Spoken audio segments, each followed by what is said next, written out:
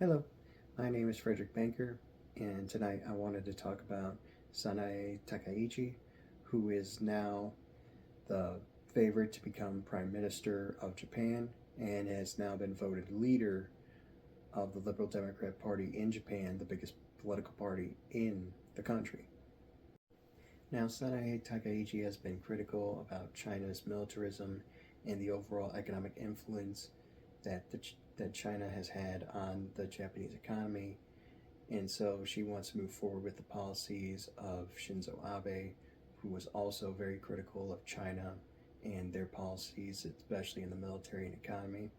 And so she wants to strengthen the defense and wants to create a stronger economy with a base of broad economic spending and low interest rates.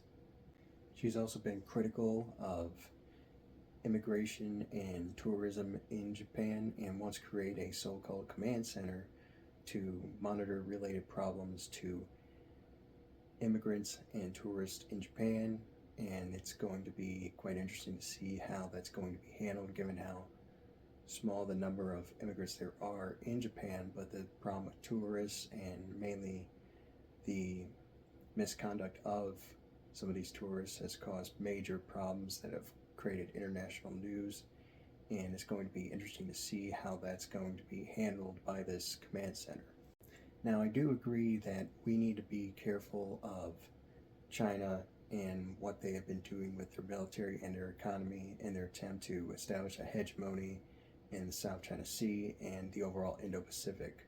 I do also agree with Sanae Takaichi in terms of her worries about immigration and tourism, especially if it gets to a point where they are not respecting the rules and laws of the nation that they are going to. Because at the end of the day, they are guests and need to understand that as guests, they need to be treated with some form of respect as well, but they must also treat the country that they're living in with some form of respect. And when that's not met, then the nation needs to do what needs to be done. The only policy that I'm not particularly a fan of is her refusal to apologize for the war crimes that happened during World War II, and has gone as far as say that they have been overstated over the years. Now, I understand that it can be hard to embrace that kind of failure of past generations of the amount of atrocities and the war crimes that the Imperial Japanese have committed to the Koreans, Chinese, Americans, and other people of the Indo-Pacific. But it is important to move forward, but also remember what has happened in the past, and I do believe a formal apology must be made after all these years.